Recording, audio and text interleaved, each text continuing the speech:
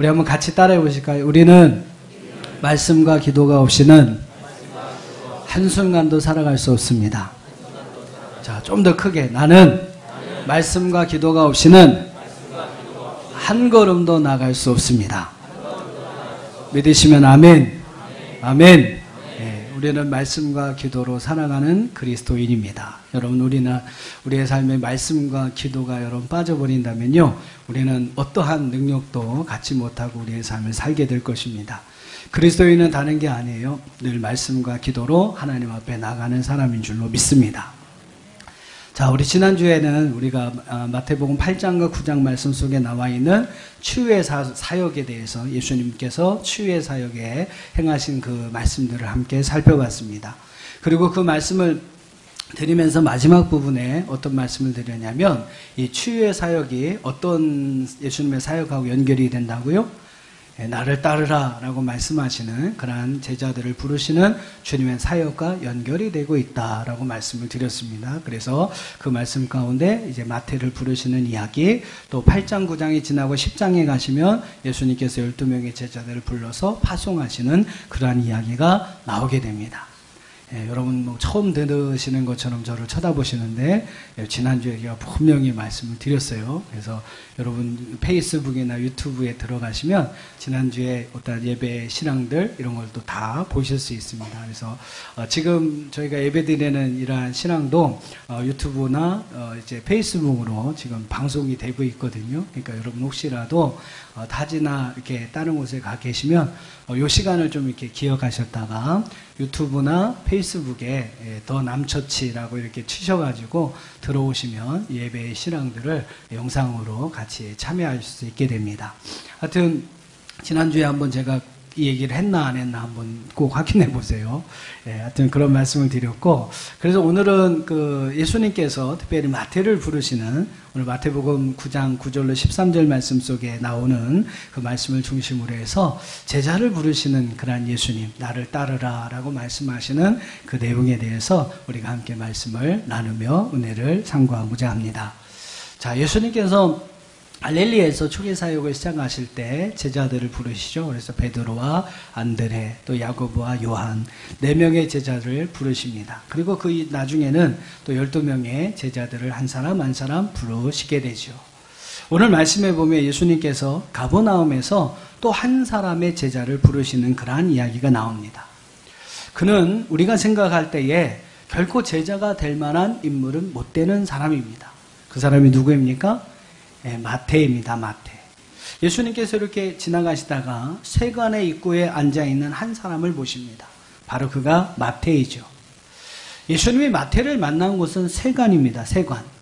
이 세관은 시리아와 이집트를 잇는 국제 교역로로 쓰이는 곳으로서 이곳을 지나가는 모든 상품에 대해서 관세를 징수하는 곳이 바로 이 세관이란 곳입니다. 당시에 그 세관에서 일하는 세리들은 유대인들이 보통이었어요. 하지만 유대인들이지만 유대인을 위해서 아니면 그 민족을 위해서 일하는 사람들이 아니라 이방의 군주를 위해서 일하는 사람들이었습니다. 쉽게 말하면 우리나라 일제시대에 일본의 앞잡이가 돼서 여러 가지 일들을 맡아 감당했던 사람들과 같은 사람이었죠. 그들은 자신들의 어떤 사리사욕을 위해서 자기의 민족을 탄압하게 되는 그러한 비애국적인 행위를 일삼는 그러한 이들이었습니다. 그래서 당시 유대인들은 이 세리를 가리켜서 뭐라고 이야기했냐면, 저 사람들은 율법을 저버린 자들이다. 하나님을 떠난 자들이다. 더 나아가서 자기 백성들과의 관계를 끊은 사람이다 라고 여겼습니다. 그래서 그들을 죄인들과 동일시했다라는 것이죠. 근데 여러분, 이런 마태를 오늘 예수님께서 제자로 부르시게 된 것이죠. 그 사실도 여러분 참 중요한 일인데, 저는 또 한편으로 생각하면 그렇습니다. 그런 예수님의 부르심을 받고 응답하는 마태의 모습도 참 신기하다, 이런 생각이 들어요.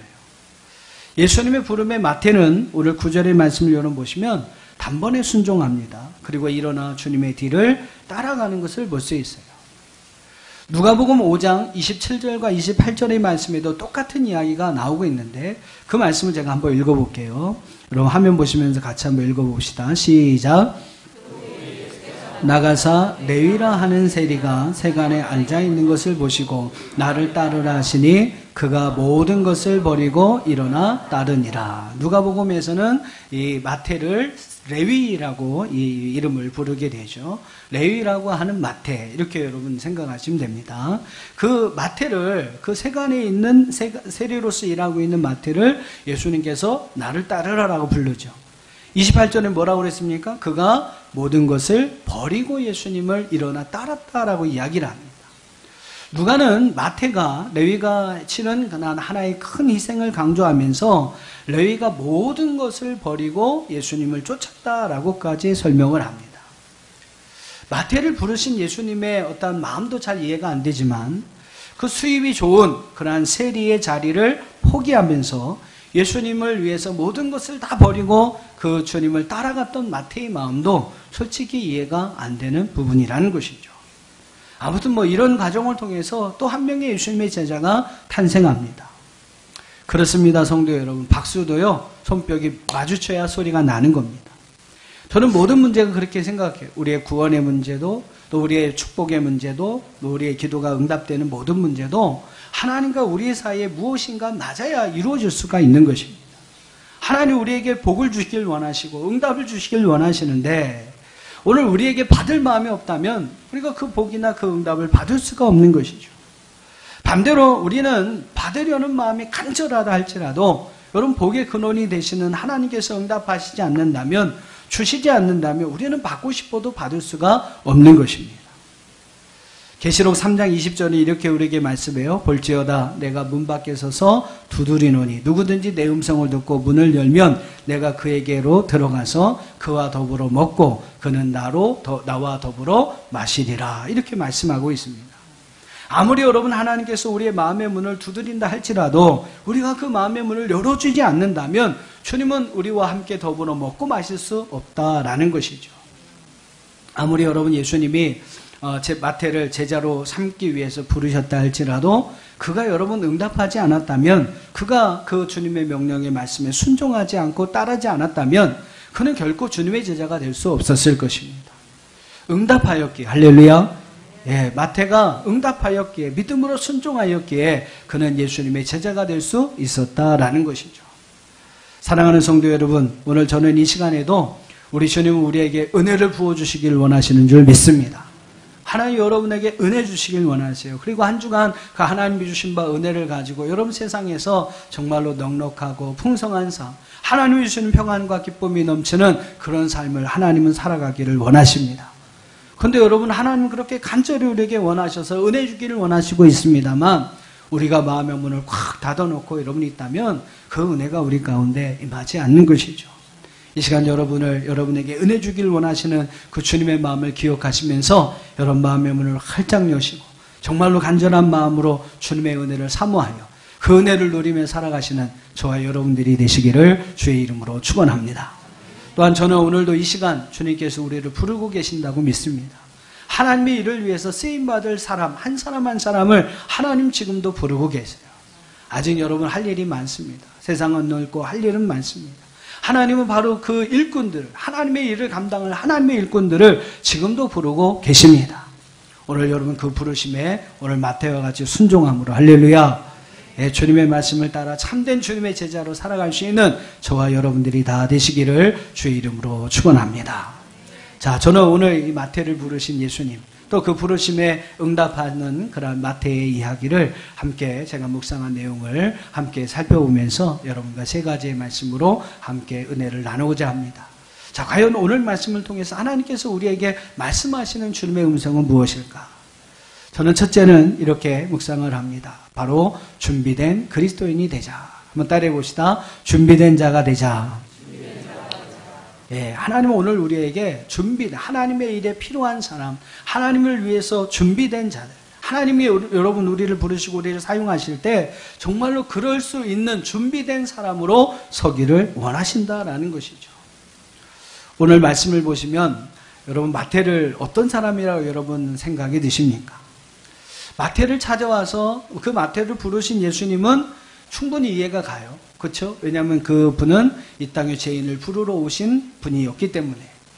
죄인, 세리인 마태를 찾아와 그를 부르신 것, 예수님이 그를 부르신 것은 이해할 수 있습니다.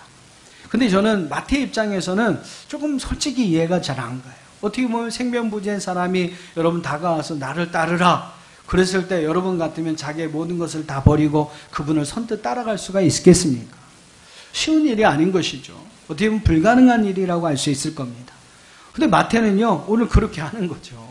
마태는 그렇게 합니다. 주님이 부르셨을 때 자기의 모든 것을 다 버려두고 일어나 그분을 따르는 것입니다. 마태가 여러분 이렇게 할 수 있었던 이유는 무엇이었을까? 저는 그렇게 생각합니다. 이미 마태는요, 예수님이 어떤 분인지 알고 있었다는 거죠. 그는 가버나움에서 여러 가지 이적을 행하시고 왕성하게 활동하셨던 예수님에 대해서 이미 알고 있었습니다.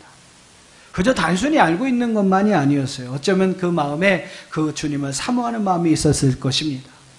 주님이 나를 따르라고 했을 때 나의 모든 것을 버리고 정말로 주님을 따라 나갈 수 있는 그런 준비된 마음이 바로 이 마태에게 있었다라는 것이죠.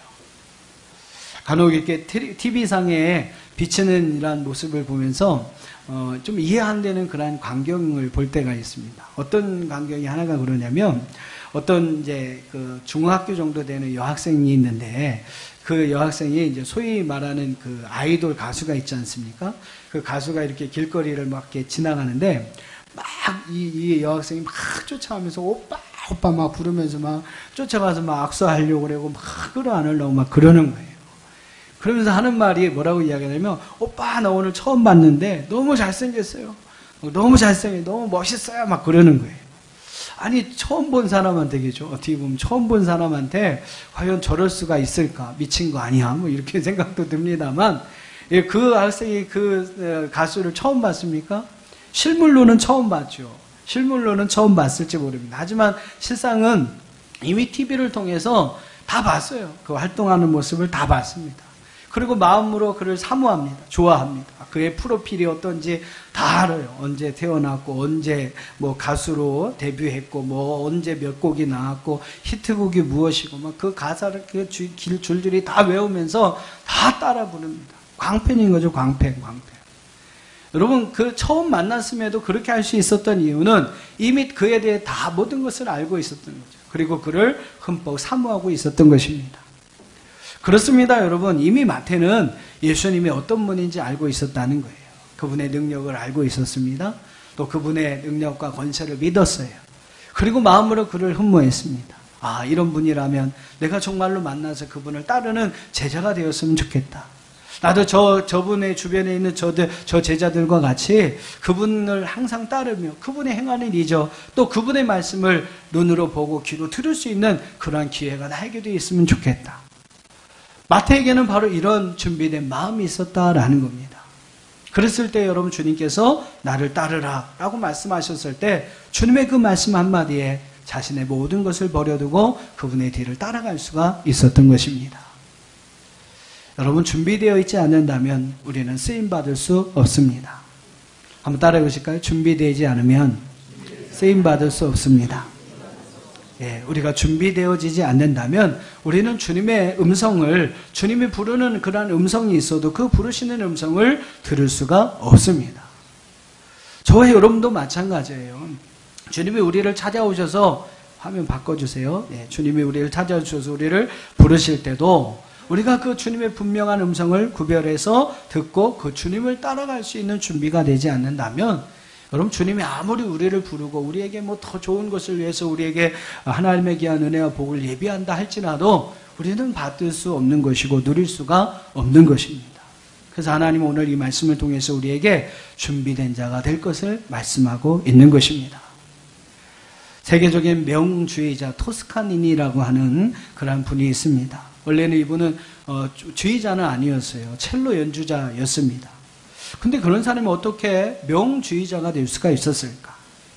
불행하게도 이 토스카니니는 아주 심한 근시를 가지고 있는 청년이었습니다. 음악적인 재능은 다분히 있었는데 근시로 인해서 눈이 잘 안 보이는 거예요. 앞에 있는 악보가 잘 보이지 않는 겁니다.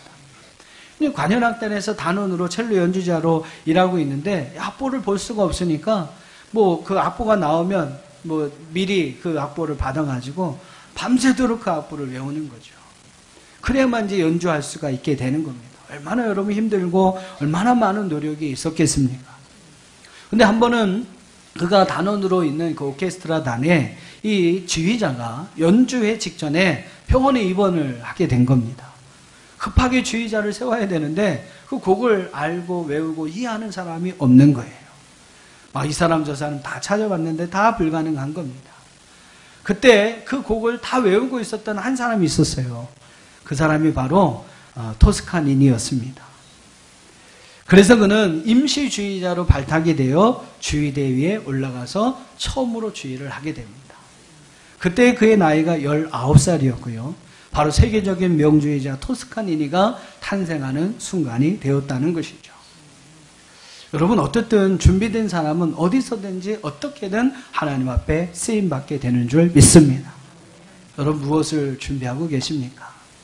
지금 여러분 무엇을 준비하고 계십니까? 이제 인생이 100이 아닙니다. 100세 시대가 넘어서 120세 세대를 살고 있어요. 여러분 60대 은퇴하신다 할지라도 50년, 60년 더 살 수 있습니다. 아멘을 안 하시는데. 아멘 하시면 60세 사실 텐데 더 120세까지 사실 텐데 120세 시대입니다. 여러분 60대면 은퇴한다고 그래서 여러분 끝나는 게 아니에요. 그만큼의 인생을 한 번 더 사실 수 있는 그런 시간이 우리에게 주어집니다. 여러분 그 시간을 위해서 무엇을 준비하고 계십니까? 또 하나님께서 여러분을 부르시고 또 하나님의 일, 이 세계는 넓고 할 일은 참 많습니다. 여러분 그 일을 위해서 또 하나님을 위해서 여러분 해야 할 일들이 우리 가운데 분명히 있는데 여러분 그 일을 위해서 지금 무엇을 준비하고 계십니까? 하나님은 준비된 사람을 사용하여 주십니다. 할렐루야. 그래서 오늘 우리에게 준비된 그리스도인이 될 것을 말씀하고 있는 것이죠. 자, 두 번째로 오늘 말씀을 통해서 하나님은 우리에게 변화를 두려워하는 그리스도인이 되지 말 것을 우리에게 말씀합니다. 변화를 두려워하지 않는 그리스도인이 될 것을 우리에게 말씀하고 있어요. 한번 따라해 봅시다. 변화에 민감하자. 네, 두 번째 하나님께서 우리에게 주시는 그러한 메시지입니다. 변화하는 그리스도인이 되어라. 변화를 두려워하지 않는 그리스도인이 되라 라고 말씀하고 있는 거죠. 자, 제가 여러분에게 문제 하나를 한번 내볼게요. 여러분 맞춰보세요. 맞추시는 문제가 상품을 하나 드릴 수도 있습니다. 자, 잘 한번 들어보세요.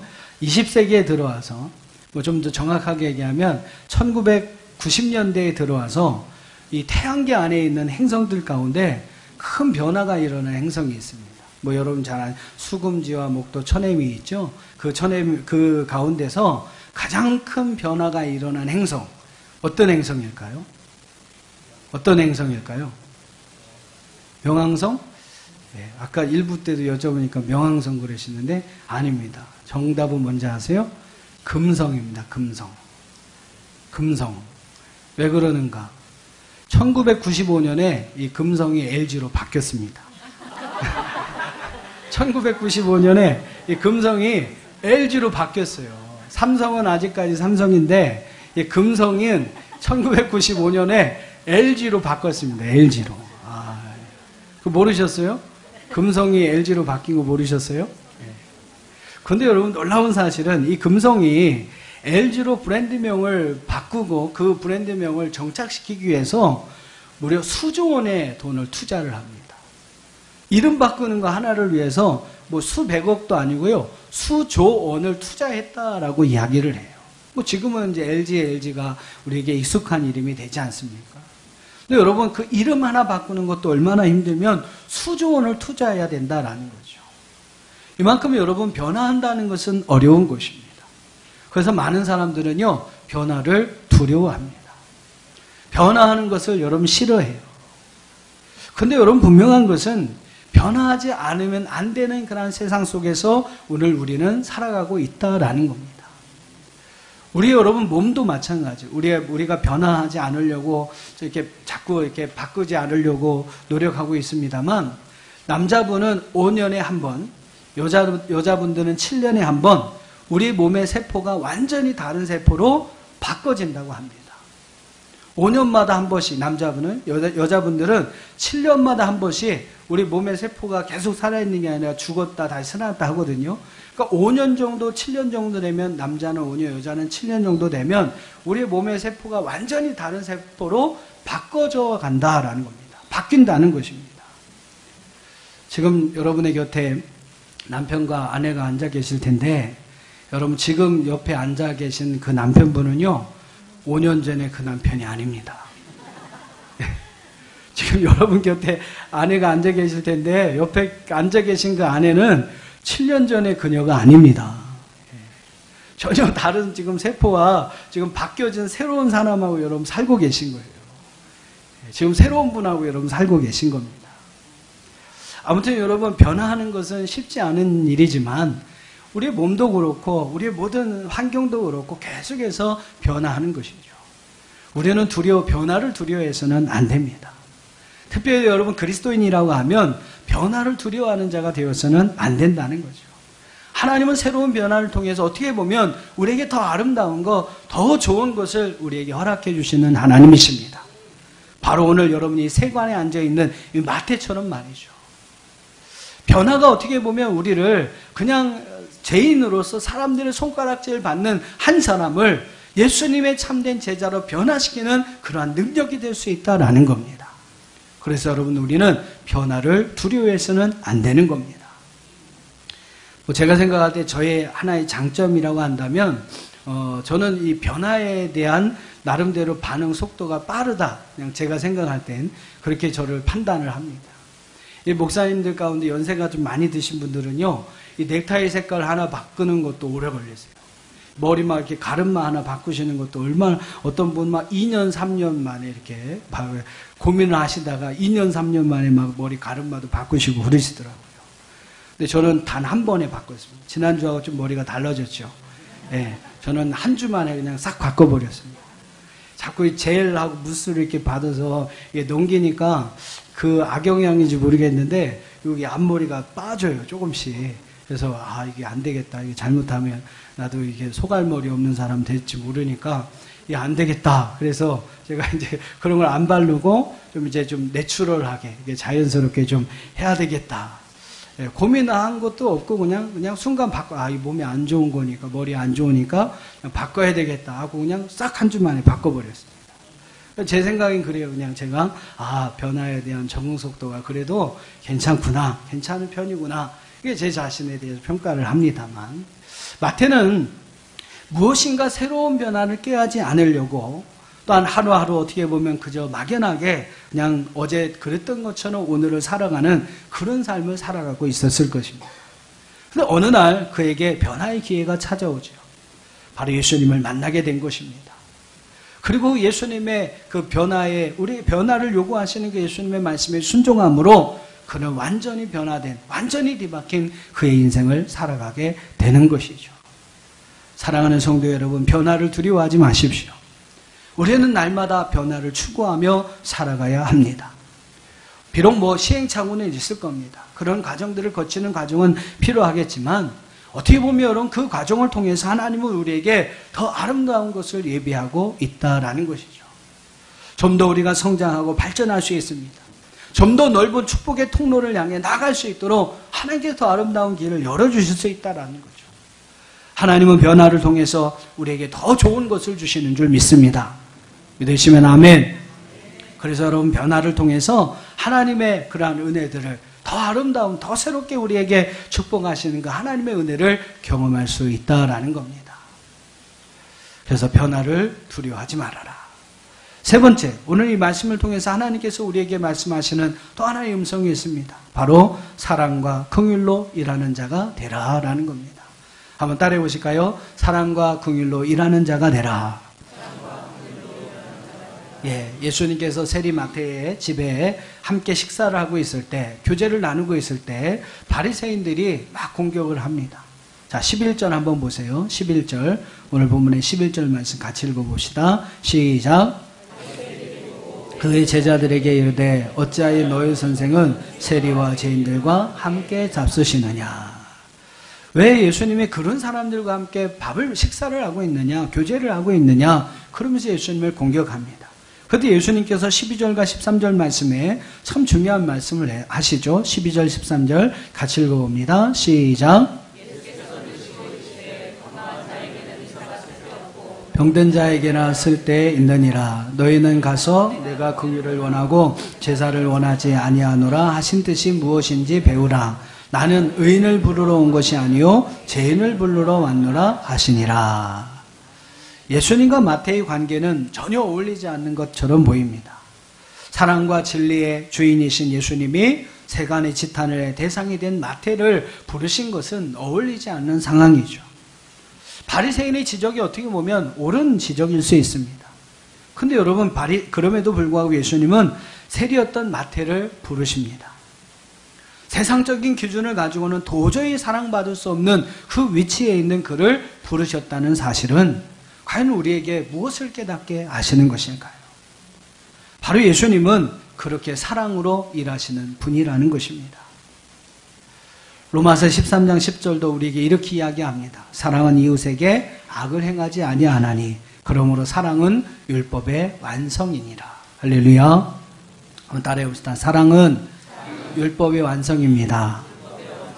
예, 바리새인이나 서기관들은 율법을 중시합니다. 그래서 그들은 그 율법의 말씀을 따라 삽니다. 또 율법의 말씀을 따라 그의 행동에 그러한 율법에 어긋난 행동을 하는 사람을 비난하고 정죄하는 일을 행하죠. 그러나 여러분, 예수님은 율법의 완성인 사랑으로 일하시는 분이십니다. 사랑과 긍휼로 용서하셨고 그렇게 용서받은 사람들을 사용하시는 분이십니다. 사랑하는 성도 여러분, 우리는 다 똑같은 죄인입니다. 율법적인 어떤 측면에서 본다면 우리 모두는 도저히 하나님 앞에 용서받을 수 없는 그러한 죄인들이죠. 다 세리요 죄인들입니다. 그러나 여러분, 그런 우리를 예수님은 사랑과 긍휼로 용서하여 주셨습니다. 그분은 죄악으로 병들어 죽게 될 우리들을 사랑하셨고요. 우리를 불쌍히 여기셨습니다. 그리고 우리를 대신하여 십자가에 죽으셨습니다. 그렇게 여러분 우리를 구원하여 주셨죠. 이게 여러분 바로 주님께서 우리에게 베풀어 주신 주님의 사랑입니다. 그런 큰 사랑을 받은 우리에게 하나님은 우리도 그 사랑으로 일할 것을 말씀하고 있습니다. 율법적인 어떠한 잣대를 가리켜서 옳다, 그르다 이야기할 수 있어요. 맞다, 틀리다 이야기할 수 있어요. 틀리다고 정죄하고 멀리할 수도 있습니다. 근데 하나님 그렇게 하기보다는 오늘 우리에게 예수님처럼 사랑과 긍휼로 일하며 살아가기를 하나님 원하신다라는 겁니다. 내가 긍휼을 원하고 제사를 원하지 아니하노라.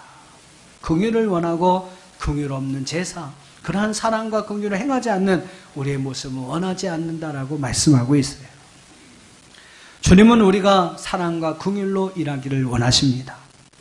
율법으로 정죄하는 삶을 살기보다 사랑과 긍휼로 살아가기를 원하고 계시는 것이죠. 그리스도인이라면, 여러분 주님의 제자라면 오늘 우리는 이 주님의 말씀을 따라 사랑과 긍휼로 일하는 자, 그 사랑과 긍휼을 베푸는 자가 되어야 할 줄 믿습니다. 긍휼히 여기는 자는 하나님의 긍휼히 여김을 받는다고 했어요. 그게 여러분 바로 축복된 삶이라고 이야기를 합니다.